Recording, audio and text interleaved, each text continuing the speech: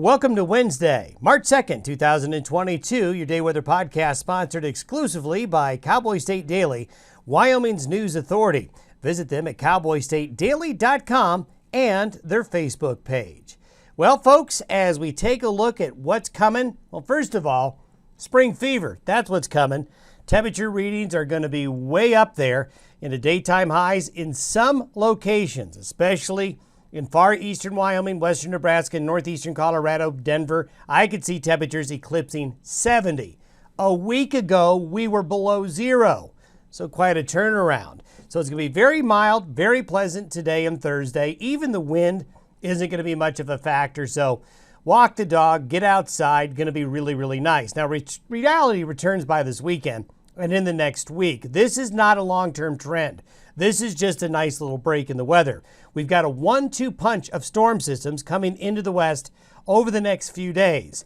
This 1-2 punch will bring back winter. Temperatures will be as much as 20 to 40 degrees colder from where we are now in some areas by Sunday. Another storm system is coming in the middle of next week. So we have, in the course of the next 7 days, 3 storm systems. This will be a good pattern to build that snowpack up again, especially because we're in the time of year where the water content of the snow gets better.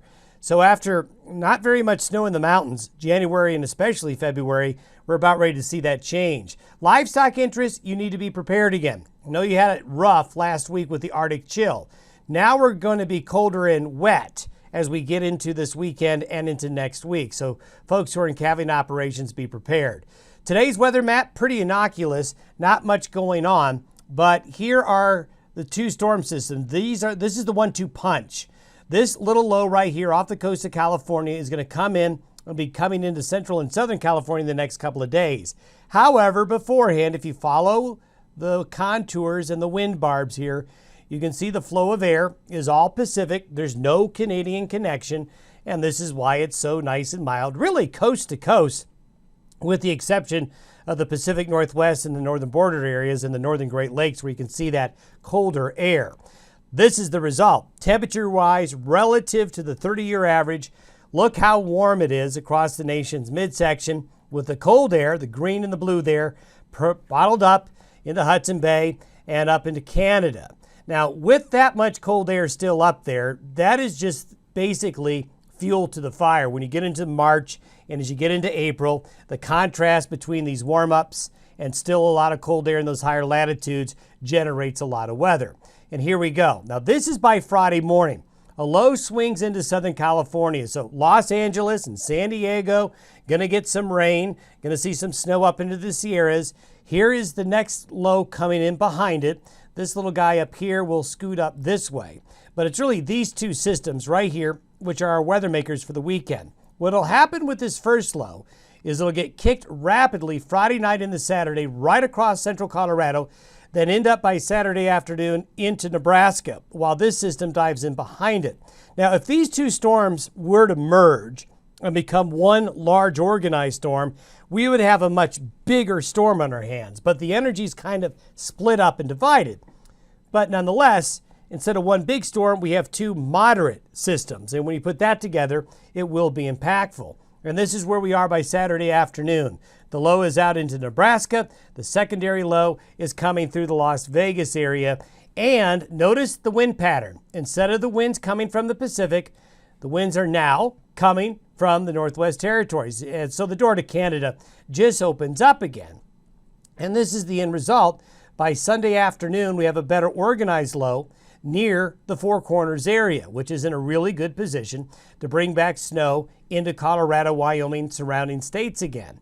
This is what the precipitation totals look like through Monday. We showed you this area yesterday as an area of concern where significant several inches of wet spring snow will develop. But you can also see these other patches of blue and yellow. The southwest mountains of Colorado are going to do very good. The Wasatch of Utah will do good. Southwestern Wyoming, Rock Springs, Green River, Evanston, and Kemmer, into Salt Lake, into the upper Green River Basin here around Pinedale. You're actually in a good pattern for a change to get some measurable snow and some precipitation.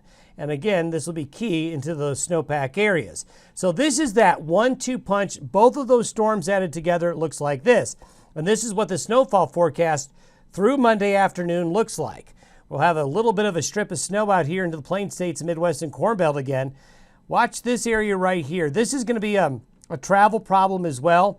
We're expecting that Friday night through Saturday through Sunday, I-80 to have some problems. Sections of I-25 and I-70 as well. If we were to zoom in and focus in a little bit more, now these snowfall forecast amounts you see with the numbers may be overdoing it, but you can see where the purple and the pinks are is where the best, highest chance of several inches of snow will accumulate between now and Monday. And then if we zoom in even closer, you can see northeastern Wyoming here, kind of not really into getting much, but the rest of Wyoming, northern and western Colorado, western Nebraska, parts of the southern Black Hills, into southern areas of South Dakota, Pine Ridge of Nebraska. The Pine Ridge, as you get up into Nebraska, Lusk, Douglas area here, that seems to be an enhanced area where the snowfall could be a little bit heavier. And then here's that better snowfall back here in the upper Green River Basin, the Uintas, and the Wasatch. So this is great news for you skiers, great news for the snowpack. This is the time of year we're now into our first money month when it comes to precipitation. But it is going to come at a cost, and that's the temperatures.